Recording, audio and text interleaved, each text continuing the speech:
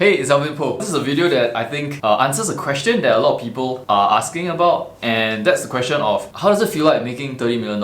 What's the before? What's the after? And I think this video is where I'll start to answer it. If you're interested, watch on. So the reason why I never really explored answering this question is because I was really brought up being a little bit more cautious and wary of flaunting and being too open about certain things. But I think transparency is and can be a good thing. And plus, I think enough people have already known this fact, and it's something that I'm starting to be a bit more comfortable talking about. Primarily because I think it helps people understand the process, and it helps people understand why they're doing certain things. Now, to give you context, I don't come from a rich family. My parents are very middle class. In fact, I think that we are lower income. I didn't really have a lot when I was growing up, but I had all that was important. That's the important thing. So I didn't really have a lot of things like video games, and especially gaming devices like the Game Gear and the Game Boy. I didn't have the very popular Tamagotchi devices that people used to play a lot of. I didn't have a pager. I didn't have a mobile phone until I was like, I don't know, I'm probably 18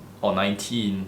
That was the kind of life that I had. I remember going to school, liking to go to school because that would be where I could meet my friends and I could borrow their gaming devices and I could play games on them. I remember one of the games that I used to play a lot of was this game called Shinobi on the Game Gear. They had like different colored ninjas, and it was one of those games where I think kids really liked. There was this time also that I went to a friend's place and he had a PC and he could like play lots of the new games on it, and that was something that I never got. So I loved going over and playing those games when I could. That was the kind of life that I had.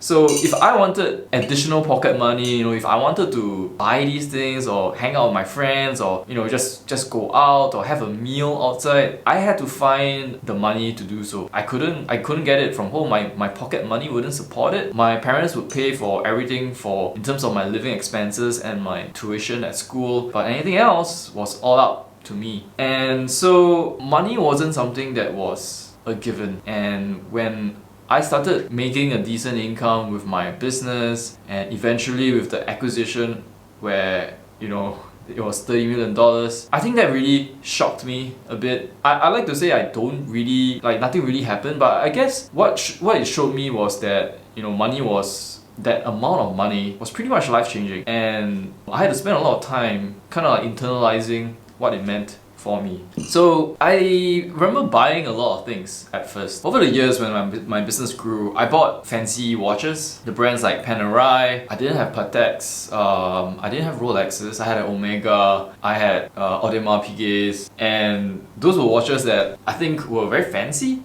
And after a while I realized that there wasn't a point to it all. I was spending a lot of time researching the models, looking into additional accessories. You could actually customize watch straps and all of that. But as time progressed, I started getting very annoyed at how much maintenance and servicing there was, and repairs as well, because if you wear a watch, it's only a matter of time before you ding it or you scratch it, and that inevitably happens. So I started becoming disillusioned with all these watches that I owned, and it translated into other aspects as well.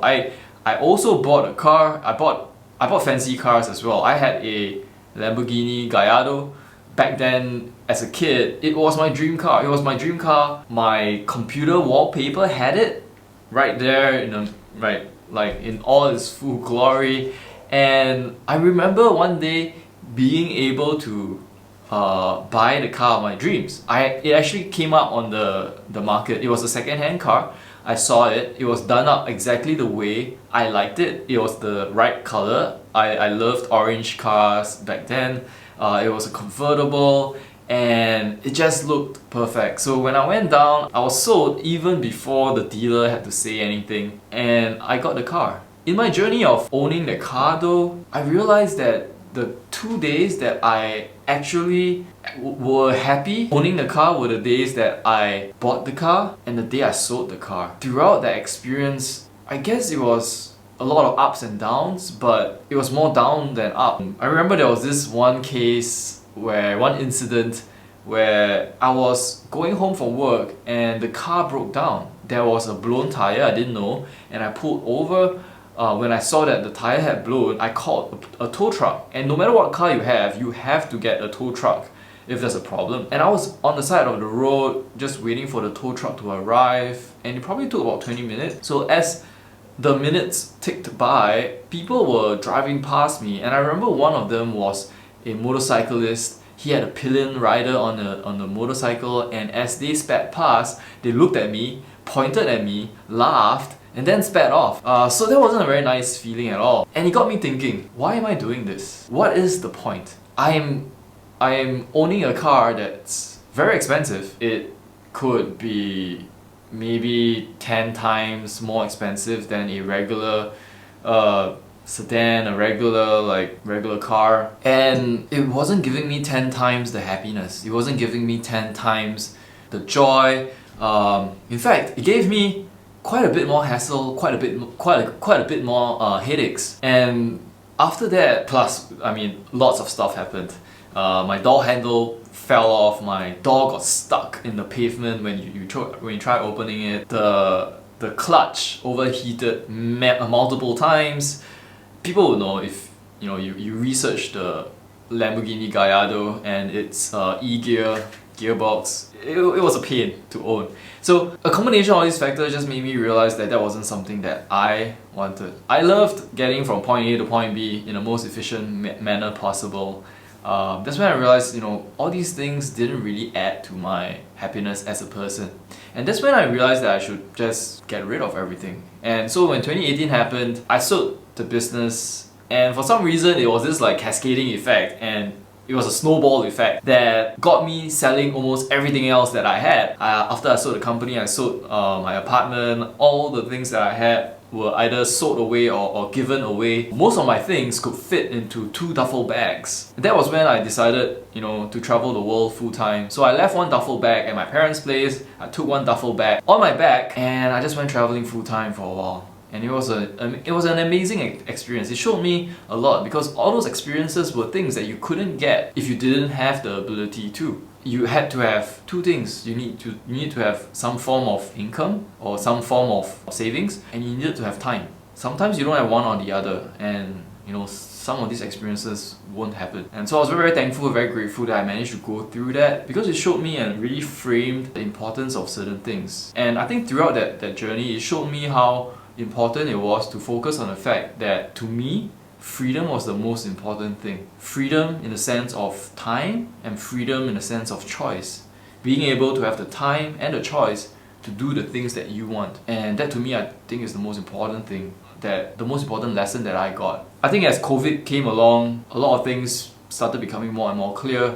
There's a trend of dematerializing. People were starting to realize that certain things didn't really matter anymore, especially if you're locked down or if you're working from home. You don't really need fancy clothes anymore. You don't really need fancy accessories anymore. You don't really need fancy cars anymore. And it's interesting because you start to see the world take on these trends. I think the most expensive things that I have right now, this is the apartment that I'm in right now. It's a nice apartment, and I think that's an expenditure and an expense that I think is worth it. But other than that, I have really wide monitor because of the work that I do. I have a standing desk. I have a nice office chair to be comfortable on. Instead of driving, I stopped driving for a few years, and now I just got a motorcycle because it's very liberating when you're able to ride around, especially at night. I think it's even more so important because most of the time we're cooped up at home,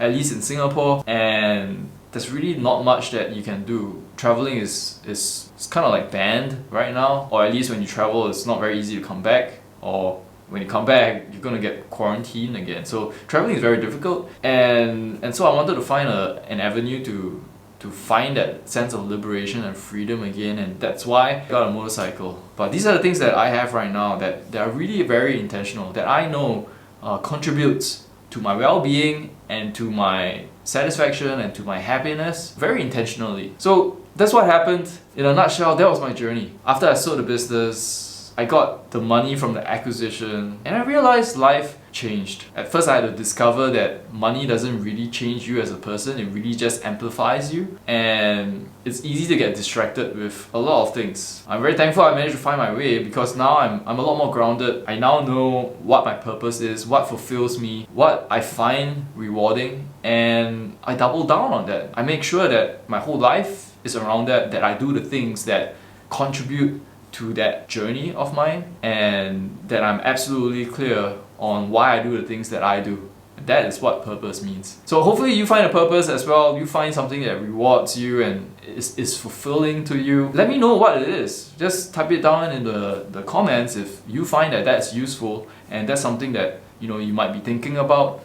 And hopefully this video helps you. Please share this. It's a video that I think is something that's kind of close to me and something that took me some time to come talk about. If it helps you, I'll be very appreciative if you could share it with someone so that we can get more likes and more shares, and it makes me understand that these videos are videos that you like. Till then, take care, and I'll see you in the next video.